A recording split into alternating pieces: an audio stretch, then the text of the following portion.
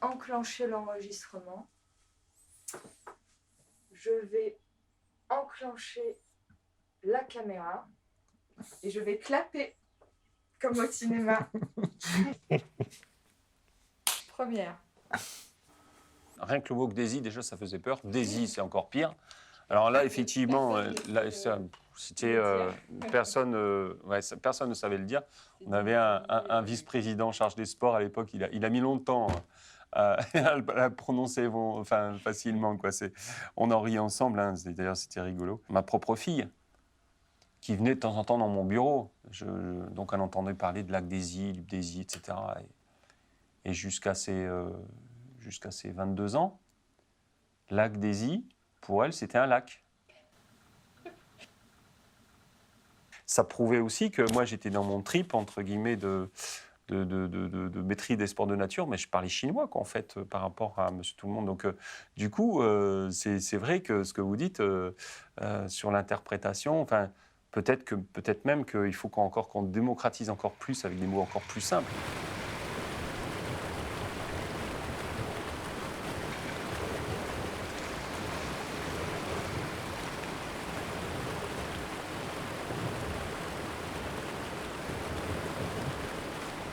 Les enjeux autour des sports de nature sont multiples. Il y a déjà une grande diversité de publics.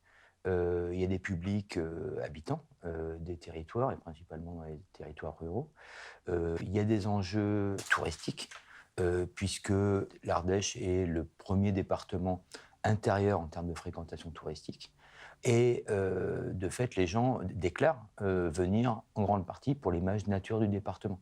En même temps, il y a des impacts qui sont liés à cette fréquentation. Par exemple, on piétine une tourbière ou on dérange des oiseaux qui sont en train de nidifier, etc. Et donc, quand on arrive in fine, il y a conflit.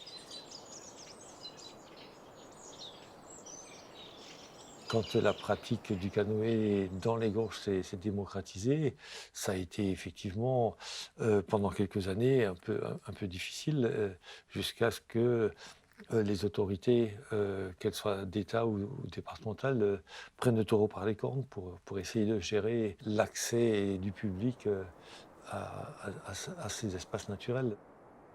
On peut tout faire dans un espace naturel en termes de gestion et protection à partir du moment où tous les usagers sont partie prenante de la recherche de la solution. Interdire quelque chose de manière un peu arbitraire n'a pas beaucoup de sens. Et de fait, on s'expose aussi, si c'est arbitraire, à un non-respect de la norme. On ne peut pas mettre la police de l'environnement derrière chaque arbre ou derrière chaque lieu. Et donc, on trouve assez facilement, une fois qu'on se met autour d'une table et qu'on échange, des solutions acceptables par tous pour trouver et résoudre des problématiques de gestion des activités. La résolution du conflit vient à partir du moment où on accepte de se mettre autour de la table et de confronter ses motivations, ses préoccupations. Sans quoi, on s'expose à des excès, soit une surfréquentation, soit à une interdiction d'accès.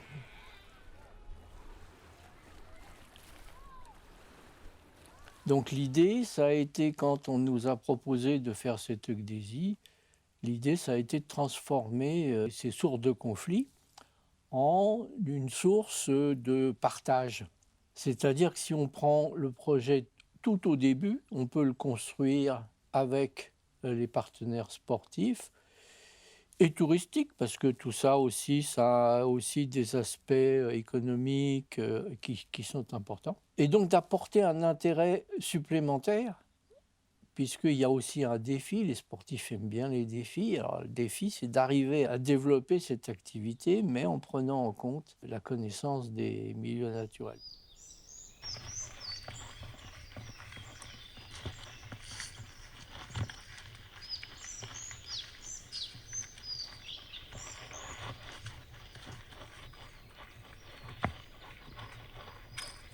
Les départements ont une compétence légale dans le domaine des sports nature avec cette mission de construire un plan départemental des espaces cités itinéraires.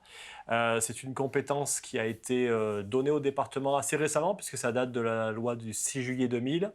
Depuis les années 80, depuis la loi de 83, donc la loi qui était antérieure à la loi sur le sport, qui était antérieure à celle de 2000, les départements avaient déjà une compétence en matière de randonnée pédestre. Et en 2000, la loi sur le sport a étendu cette compétence à l'ensemble des pratiques sportives de nature. Très rapidement, le CNAPS fait le constat que si les départements ne s'approprient pas cette politique, c'est que la loi est trop floue. La loi ne précise pas qui on met dans la commission, qu'est-ce qu'elle fait, à quelles questions elle répond, quelle mission elle conduit, et le plan départemental, à quoi ça sert, à qui ça sert, voilà. Donc le CNAPS fait un appel en gros à candidature, qui veut être département pilote pour faire des propositions de fonctionnement et de mise en œuvre de cette commission, propositions qui pourraient ensuite être reprises par d'autres. Le chef du service des sports du département de l'Ardèche se dit bingo, je propose à mes élus de devenir un des départements pilotes. C'est là qu'à partir de là, pendant 2 ans, effectivement, on a travaillé à qui est-ce qu'on met autour de la table, comment on compose l'ACDESI, et puis à travailler sur un règlement intérieur, qu'est-ce qu'elle fait, comment elle fonctionne, comment elle se réunit, comment elle décide, comment elle arbitre, comment elle se saisit, qui peut proposer des sites à inscrire, etc. etc. Et là, il a fallu 2 ans de discussion, avec des acteurs dont tu sais bien qui étaient très différents, tu les as rencontrés, et qui avaient une très mauvaise habitude, c'était celle de ne pas se parler.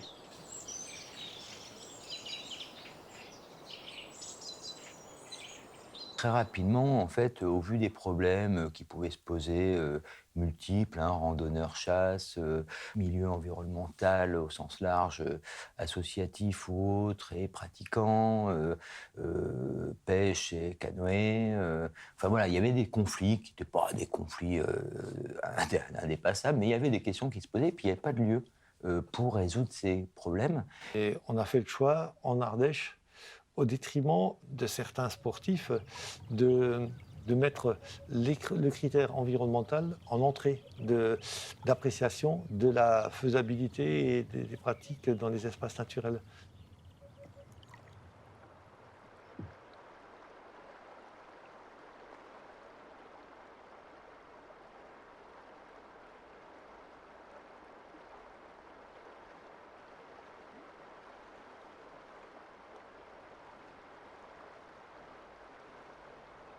L'ACDESI, c'était un peu la phase politique, c'est-à-dire que c'est l'organe dans lequel on allait débattre finalement des choses, mais il y avait un groupe technique d'appui qui devait déminer les problèmes en amont, donc c'est-à-dire trouver des solutions qu'on allait proposer en ACDESI, et donc pas débattre inutilement de choses. Il y avait une cellule de médiation qui était là aussi pour créer de l'animation et mettre en débat certains problèmes avant qu'ils arrivent, etc., etc. Donc tout ça, c'était un peu un organigramme qui permettait, une organisation qui permettait de trouver bien en amont des problèmes, des solutions. Et puis, une fois qu'on avait trouvé une proposition de solution, la mettre en débat en ACDESI. Moi, je garde, si vous voulez, de cette action de médiation quelque chose de fabuleux, parce que déjà, ça a permis d'aller sur le terrain, d'accompagner des gens dans leur réflexion sur la mise en œuvre de nouveaux lieux de pratique. Et finalement, on s'est aperçu que c'est une action qui a été relativement décisive. Alors d'un côté, moi honnêtement, avec le recul, je ne le pensais pas du tout à l'époque. Avec le recul, je me dis que c'était une action qui était super intéressante parce que ça permettait donc de mettre au grand jour les problèmes et de mettre les gens autour de la table pour en débattre. Et aussi, petit à petit, on a quand même mis des sacrés protocoles de résolution des conflits. Et effectivement, il y a eu une période faste où les choses étaient, on va dire, fluides parce qu'il y avait toujours du monde. Donc on était entre, je vais dire à la louche, entre 40 et 60 personnes en séance tout le temps. Et les débats étaient riches, étaient vifs. Et entre parenthèses, personne ne gardait pour lui des choses qu'il aurait voulu dire. Donc les gens aussi prennent l'habitude de parler en public, représentent leur institution de manière plus affirmée. Donc effectivement, il y a eu une période faste.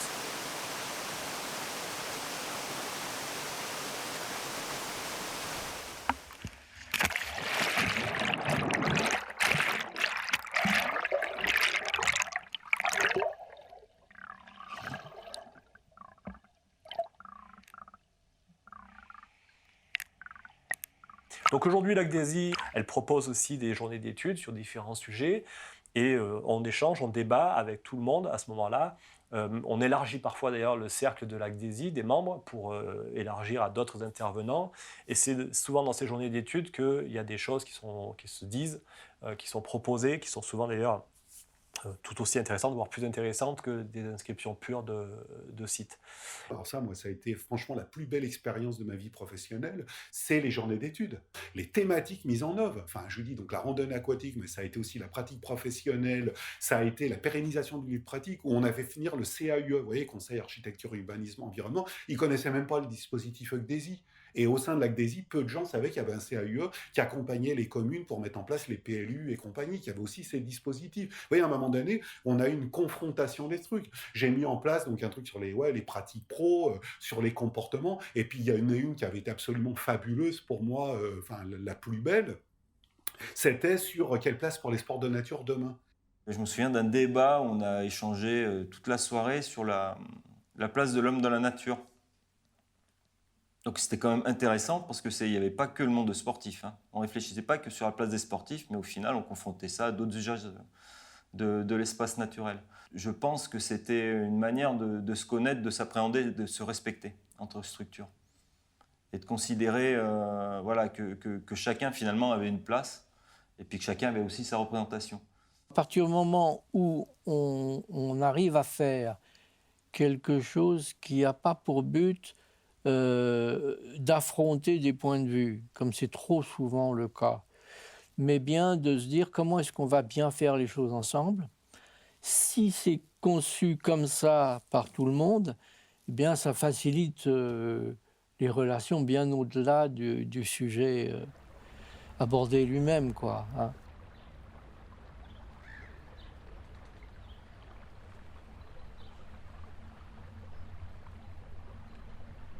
Très rapidement, au-delà des inscriptions, s'est posée la question de la cohabitation des usages en espace naturel et la cohabitation de tous les usages.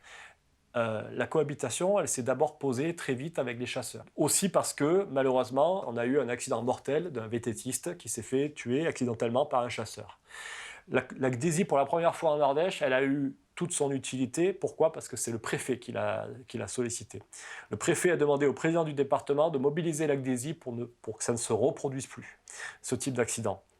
Donc on a travaillé de manière très étroite avec les chasseurs, avec les associations de randonneurs, avec tous les acteurs des sports de nature, les services de l'État, du département, pour trouver des solutions. D'ailleurs, c'est grâce à l'ACDESI Ardèche que la réglementation en matière de chasse a été largement renforcée. Quand aujourd'hui, le port des gilets fluorescents par les chasseurs, ça date de 2008, c'est partout en France aujourd'hui, ça vient de l'Ardèche. Et puis, les chasseurs ont mis en place un outil qui permet à tout club de randonnée d'informer de ces activités. Et les chasseurs ont, à ce moment-là, dit, nous, à partir du moment où on sait qu'il y a une randonnée ou une manifestation sportive à tel endroit sur le territoire, on demandera à nos équipes de chasse de ne pas y aller. S'il y a un bilan à faire de la mise en œuvre de cette commission et de ce plan départemental, ça, ce sont des actions concrètes. On était un peu non, pas le vilain petit canard, mais on était un peu les méconnus du système, quoi. Et quand on est arrivé et qu'on leur a dit, vous savez, nous on travaille sur le territoire depuis des années, on est les seuls dans notre structure, dans notre activité, à connaître, par exemple, le moindre mètre carré de foncier. En Ardèche, nous on sait à qui il est. Parce que derrière, il y a des incidences sur les droits de chasse. La réglementation de la chasse, c'est la plus poussée aujourd'hui en matière de foncier au niveau du territoire.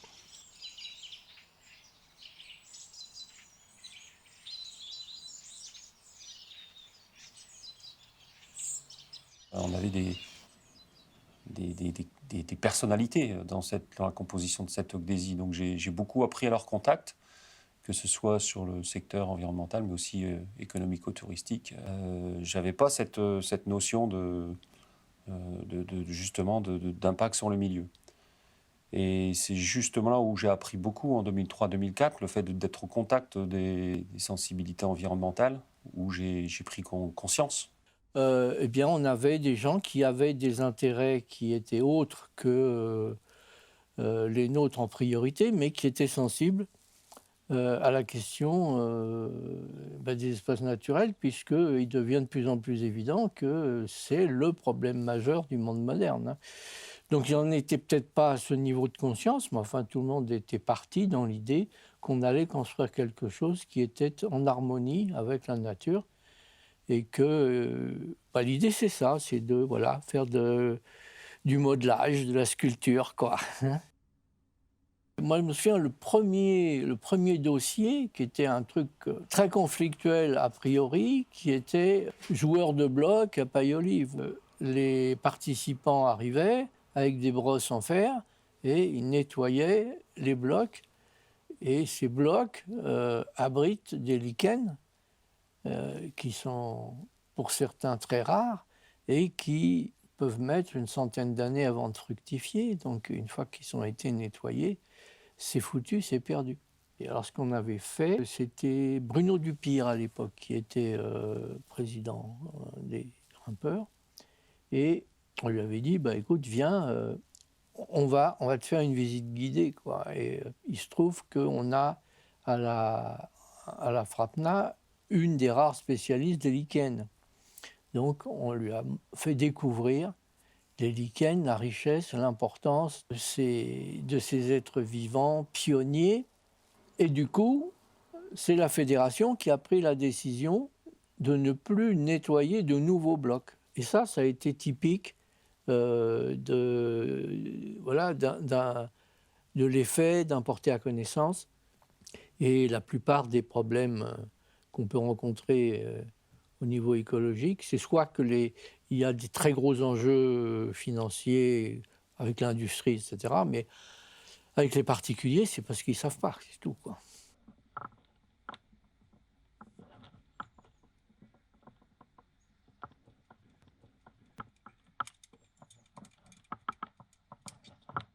Ok. Tu peux y aller.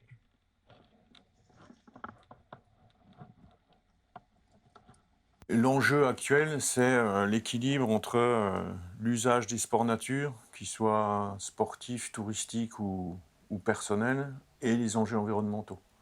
Parce que depuis quelques années, et ça, ma sensation, c'est que ça se renforce ces derniers temps, il y a un conflit potentiel entre le besoin de protection de l'environnement à des échelles mondiales et les impacts concrets sur notre territoire ardéchois et sur des secteurs à l'échelle d'une communauté de communes actuellement pour certaines activités. Donc je parlais de l'escalade et de la course d'orientation puisque j'ai des dossiers un peu brûlants et actuels sur ces deux activités sportives.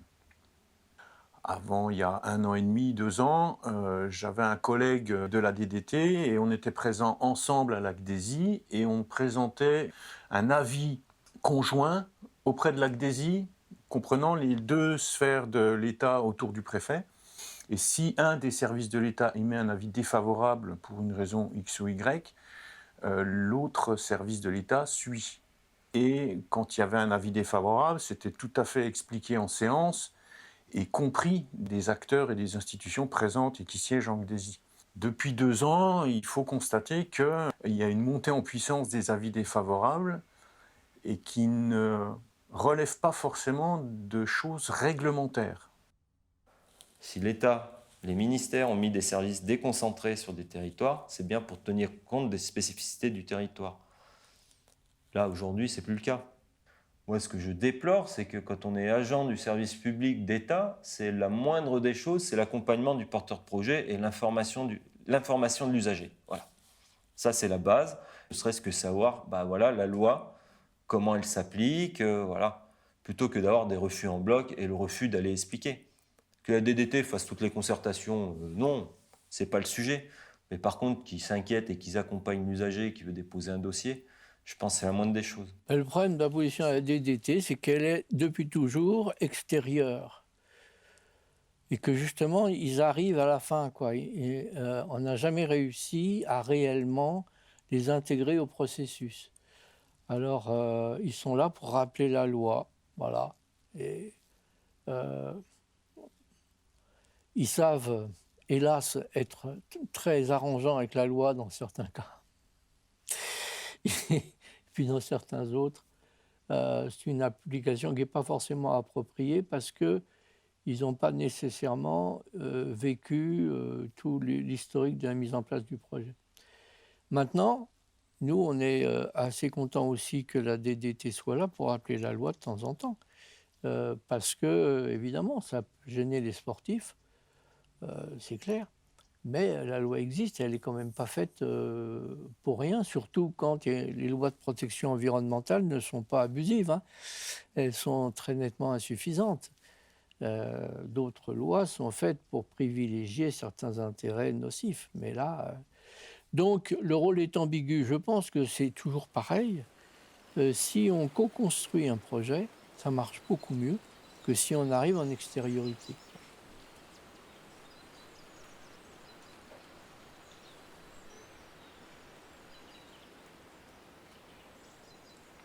Je me suis aperçu, alors il y a eu une concertation dernièrement, mais il y en a eu une il y a 1 ou 2 ans déjà.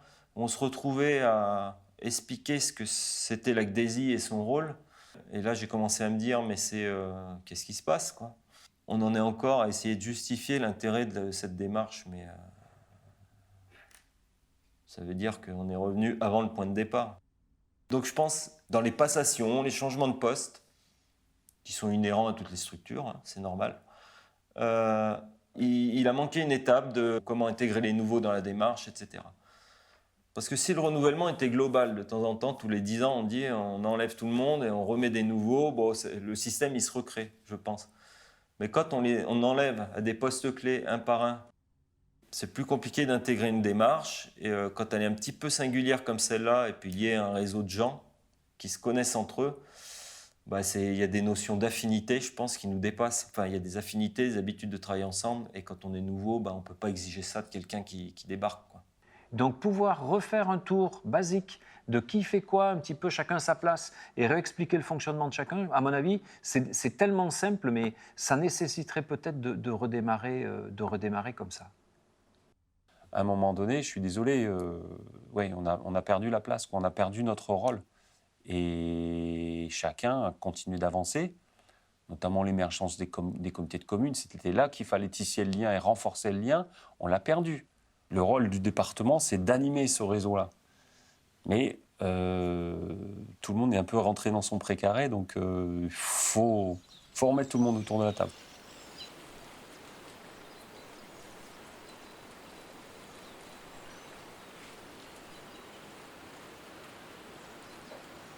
Il y a quelques dossiers ces dernières années là, où la virgule sur un texte réglementaire avait son importance pour certains, et c'est vrai que ça mettait un peu du sable dans l'engrenage, quoi. Et beaucoup de gens de la GDESI, d'ailleurs, il y en a quelques-uns qui ont peut-être un peu laissé tomber parce que ça devenait un peu trop pointilleux. Et c'est dommage.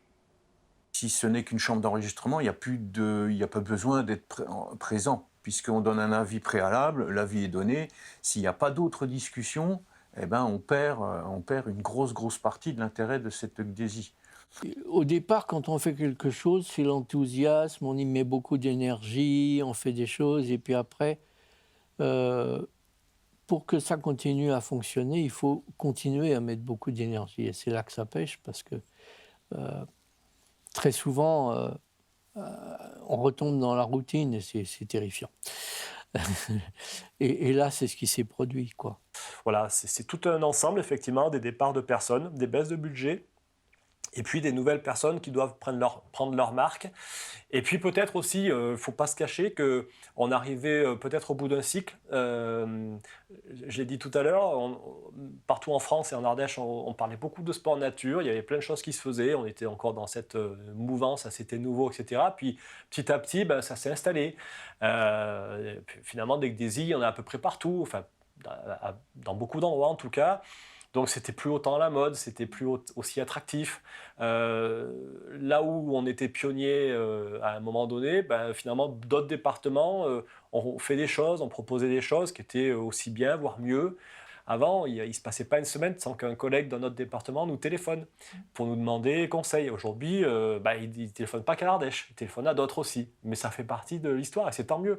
Là, on est reparti sur un nouveau cycle qui coïncide avec plein de choses nouvelles aussi qui sont arrivées au département. La question de la transition, le contrat de transition écologique que le département a signé avec le gouvernement, ça remet la Gdesi au centre du jeu.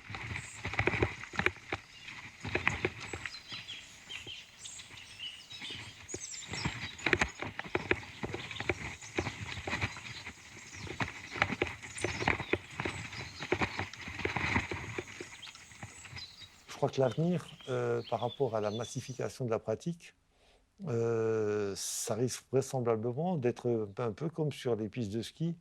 C'est la concentration de pratiquants de loisirs sur des espaces qui sont délimités. Et à côté, les skieurs qui font de la randonnée alpine, ils partent avec leur pot de phoque, ils vont ailleurs, ils vont dans des espaces naturels, mais ça restera de toute façon une pratique diffuse.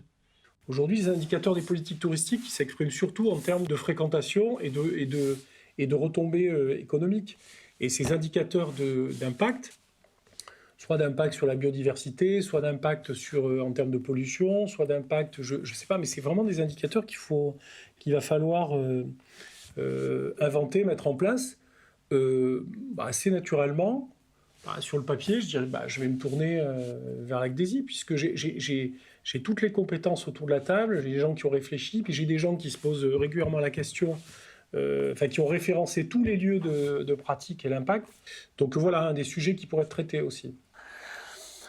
Pour moi, c'est vraiment cet aspect mis sur la table des problèmes au collectif Gdesi, qui doit être mis au premier chef. Donc j'ai envie de dire, les 2 séances qui sont prévues dans l'année, la présentation des dossiers doit se faire en amont avec les moyens technologiques d'aujourd'hui, donc en plus avec le Covid, donc plutôt de maturer les dossiers présentés en Gdesi à l'ordre du jour, voire tous ceux qui sont potentiellement à l'ordre du jour. C'est un peu ce qu'on a demandé au conseil départemental, d'avoir une vue au fil de l'eau de tous les dossiers à présenter pour que les différents acteurs qui siègent aient connaissance des décisions, des problématiques qui ont été évoquées sur chacun des dossiers pour ne mettre que de la discussion sur la table et les contraintes, les états d'âme de chacun des acteurs de Gdesi pour remettre vraiment en première ligne cet aspect concertation, conflit,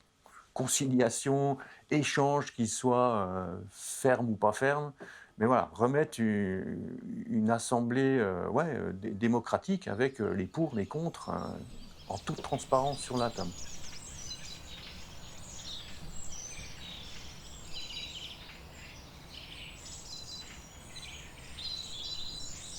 Nous, les gorges de l'Ardèche, s'il n'y a pas une belle rivière, s'il n'y a pas des oiseaux, s'il n'y a pas des genévriers de Phénicie millénaires à côté de nous quand on fait de l'escalade, ça perd son intérêt. Sur le territoire, les gens qui vont en falaise, ils ne cherchent pas en falaise ce qu'ils cherchent dans une salle d'escalade. Ça n'a rien à voir. Ça n'a rien à voir. Et les études montrent que ceux qui pratiquent en salle pratiquent aussi en falaise, parce qu'il y a besoin de ce retour à la nature. Et je crois que le signal qu'on a toujours envoyé, c'est qu'il faut accompagner ce retour à la nature. C'est le premier rôle du pro. Nous, on les forme, on leur dit d'emblée, voilà, vous devez être des acteurs de votre territoire, de votre discipline. On les forme à les connaissances du milieu naturel, etc. Mais pourquoi? Parce qu'on leur dit, vous êtes des passeurs, vous êtes les médiateurs. Et c'est ce que j'ai expliqué souvent. C'est un professionnel qu'on forme aux enjeux d'environnement. Son impact, il est énorme, parce qu'il va toucher des milliers de gamins sur sa carrière. Et bien l'interface, ça va être le moniteur de sport nature. Reconnaissons ce rôle-là. Leur intérêt, c'est exactement le même que le nôtre. Simplement, on peut, parce qu'on a des connaissances différentes, et puis des envies différentes, évidemment, bien sûr. On peut les conjuguer, on peut conjuguer tout cela de manière à faire quelque chose d'intelligent. Et c'est ça le but de Gdesi. Alors, c'est vrai qu'il faudrait aller avoir plus de réflexion de fond. On en a eu, mais il faudrait le faire plus. Notamment de faire comprendre ces notions de système et de réseau, puisque nous sommes des éléments de réseau. Il y a beaucoup d'idées dans la culture occidentale qui sont des idées absurdes, notamment la notion d'individu, qui est une espèce d'entité autonome. C'est absurde, ça ne tient pas 2 secondes la route et ça pèse énormément dans la vision du monde et évidemment dans la manière dont on peut aborder les problèmes tels que ceux qu'on aborde dans l'Agdésie. Il faut que le temps, que les choses se diluent, se diffusent, que les gens discutent et que ça mature, comme le bon vin, avec modération. Ce sera le mot de la fin. Ah merde. Dans l'intervention extérieure, c'est intéressant qu'il y ait les 2 approches, pratique sportive et gestion du milieu. Ça fera peut-être de l'emploi pour les gens qui font la licence pro. Moi, si un territoire, il n'y a pas de conflit, c'est un territoire qui se meurt. Où il n'y a pas d'enjeu, où il n'y a personne. D'ailleurs, si Pascal Mao, après, il peut m'écouter attentionnement, j'ai à son sujet, pour lui, un bon sujet de thèse pour un futur thésard, un doctorant, ce serait l'accomplissement, la réalisation d'un sport de nature ou la suppression des sports de nature sont 2 aspects antagonistes d'un même dépassement de la nature. Il faudra lui proposer ça comme sujet de thèse. Et c'est ça, en fait, l'histoire de l'Agdésie. Ouais, c'est pas un lac. Mais ça aurait été joli que ce soit un lac aussi.